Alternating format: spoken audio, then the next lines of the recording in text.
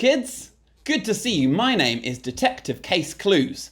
I love looking into the Bible, and today we're looking at how we live in God's kingdom. People are talking. This is big. They say it's sweeter than honey. They say it's more precious than gold. Who are they? And what is this Bible they're talking about? What a mystery. They say it's a book, and that God speaks through it. Well, it's a good job I'm called Detective Case Clues. I do love a good case, and I always find all the clues. Now, where is my magnifying glass? I'm sure I left it around here somewhere. Aha! I knew it. It was in my other hand the whole time. Another case solved. No time to lose. Let's get to the office and investigate this golden book.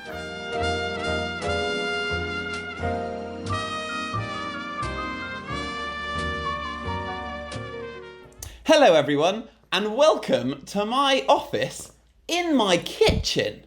Now I'm here today with 𝗙𝗀𝗋. Now Megan, have you started going back to school this week? Yeah. And how has it been? Good. Good. Why has it been good?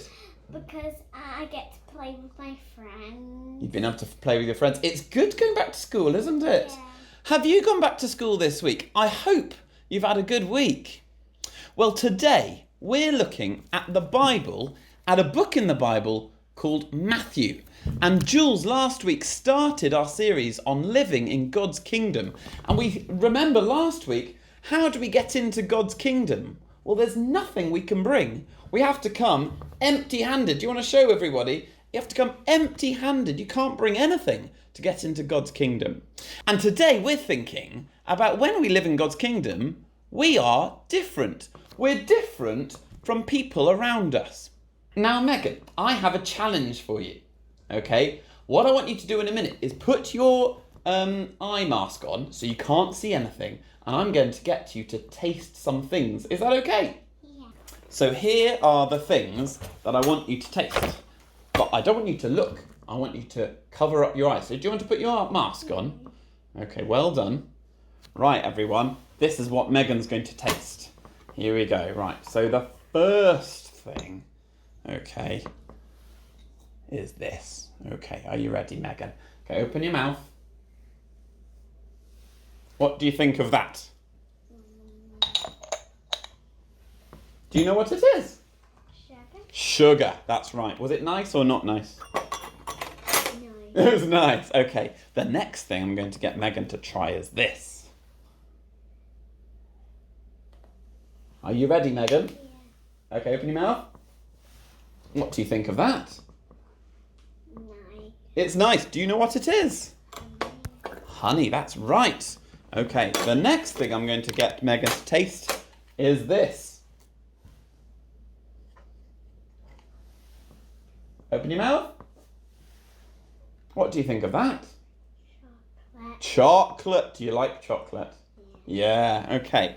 And the last thing I'm going to get you to taste is this. I'm just getting it ready, Maggie. Okay, you ready? Open your mouth. What do you think of that?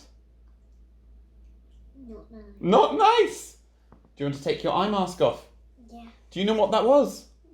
No. No, it was something called salt.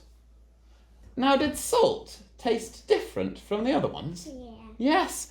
You see, salt is different. It stands out. And do you know what? Salt is really important. You put it in food to make it taste really nice. Salt is really important, but you need salt in the food for it to work. Now, the reason I got you to taste salt is because Jesus tells us to be salt. Shall we have a look at the Bible? Yeah.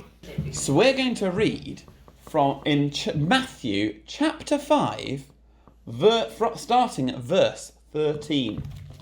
And it says this. Jesus says this. You are the salt of the earth. But if salt loses its saltiness, how can it be salty again?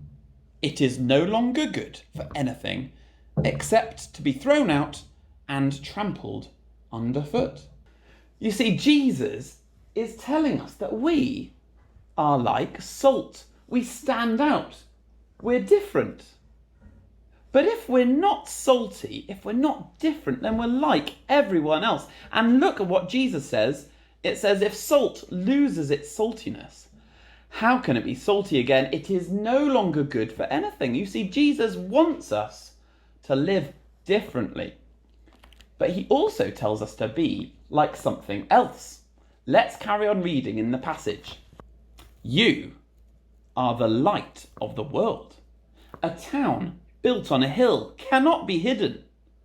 Neither do people light a lamp and put it under a bowl.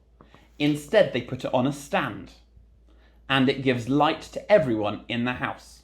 Now, I wonder if you want to go and turn off the lights in your room. See if you make it as dark as possible, and then get a light. Maybe you want to get mum or dad's phone and use the light and see how much difference it makes when the light is on. And we'll see you in a minute.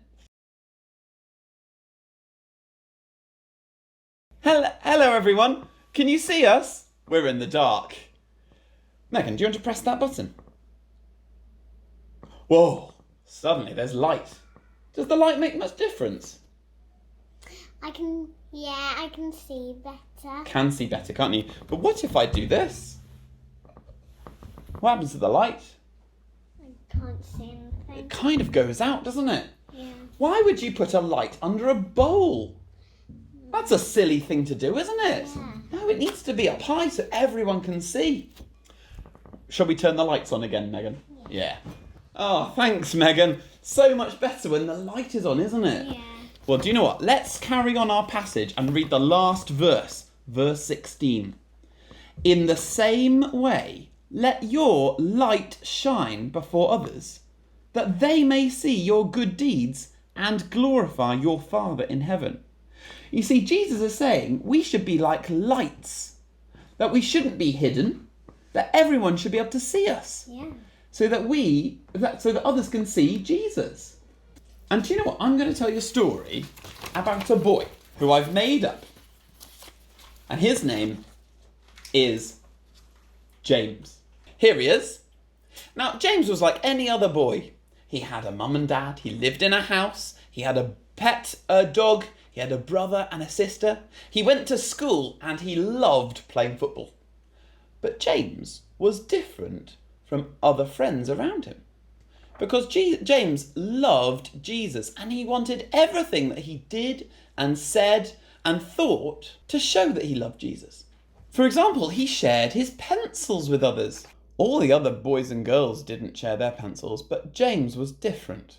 He also obeyed and listened to his parents. The other boys and girls didn't listen to and obey their parents very well, but James was different.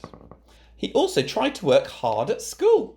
The other boys and girls didn't always work hard at school, but James was different. He also didn't tell lies. All the other boys and girls, well, they told lies, but James was different. He also did not cheat when he was on the football pitch. His other friends on the football team, well, they did cheat, but James was different. You see, James was like this. He was different because he loved and trusted Jesus. So the craft this week is fire, a flame of fire that reminds us that we're like lights shining out to show other people what Jesus is like, that we're different and we love Jesus. And you might want to do what Megan has done here, which is colour them in like fire.